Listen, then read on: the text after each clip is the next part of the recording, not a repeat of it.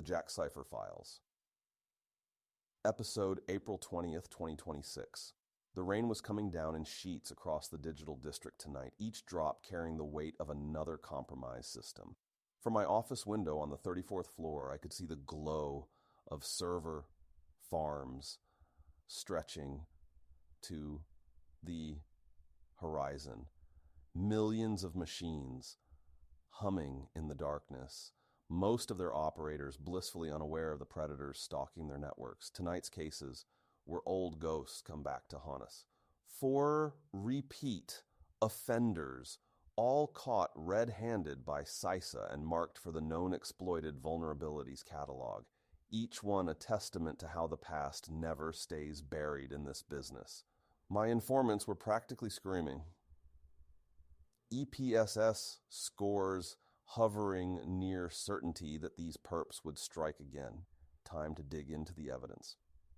Case file CVE-2024-99005. The first file on my desk belonged to a medium severity break-in, but don't let that fool you.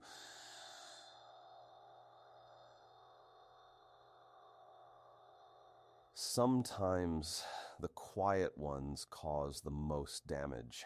This was Joomla territory, that content management system powering millions of websites across the globe. From corporate blogs to e-commerce sites, Joomla's reach runs deep through the web's underground.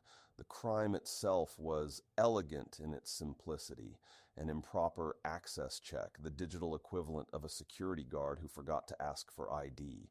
Versions 4.0.0 through 4.2.7 were leaving their web service endpoints wide open, letting any 2-bit script kiddie waltz right in without so much as a username and password. CVE-2024-99005, CVSS 5.3, but with an EPSS score of 0.95, my street sources were nearly certain this vulnerability would see action. The real kicker, this wasn't just about defacing websites. Once inside those web service endpoints, an attacker could extract database credentials, user information, configuration details.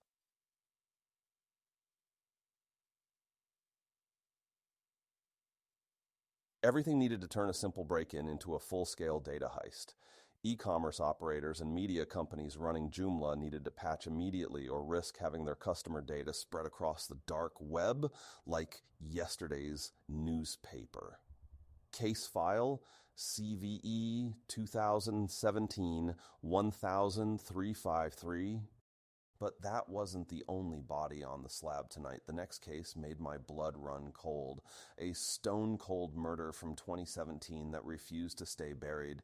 Jenkins, the automation workhorse that keeps DevOps teams humming, had a skeleton in its closet that attackers were still digging up. This was the real deal. Unauthenticated remote code execution on Jenkins versions 2.56 and earlier, plus the LTS branch through 246.1, CVSS 9.8, EPSS 0.94, and marked as a repeat offender by CISA. In plain English, this meant any punk with a network connection could waltz up to an unpatched Jenkins server and execute whatever code they pleased. No credentials required, no questions asked. The implications hit like a sledgehammer to the chest.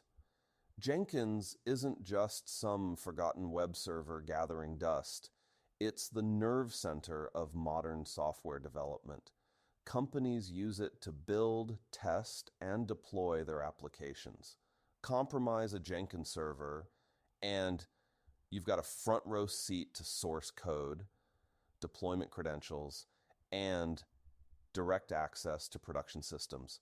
It's the perfect launching pad for supply chain attacks, ransomware deployment, or corporate espionage operations. Development teams and DevOps engineers needed to treat this like the crime scene it was. Any Jenkins instance from that era should be considered compromised until proven otherwise. Upgrade immediately, rotate all credentials, and audit your build pipelines for signs of tampering.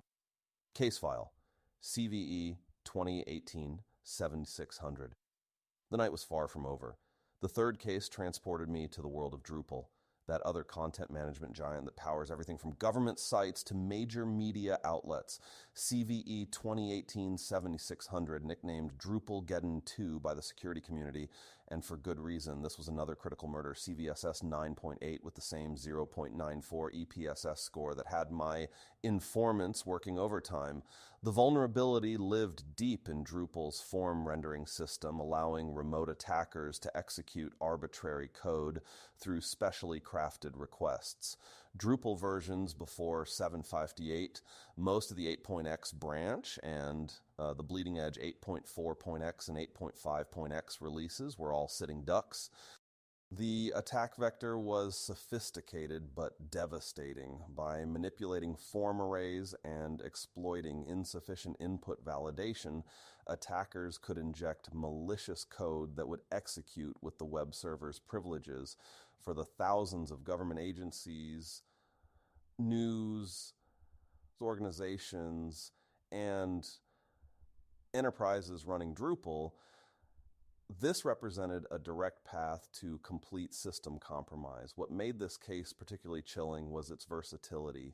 Attackers weren't just defacing websites, they were installing web shells for persistent access, deploying cryptocurrency miners, and using compromised Drupal sites as staging grounds for broader network infiltration.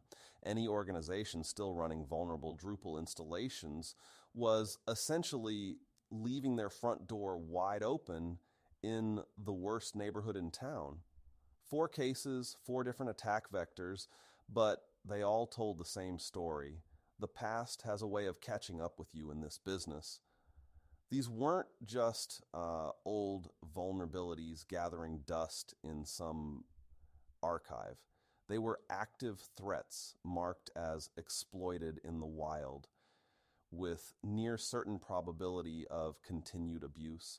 The lesson was clear as the rain washing the streets below. Patch management isn't just good hygiene, it's survival. Tonight's cases were all preventable with timely updates and proper security practices. This is Jack Cipher signing off.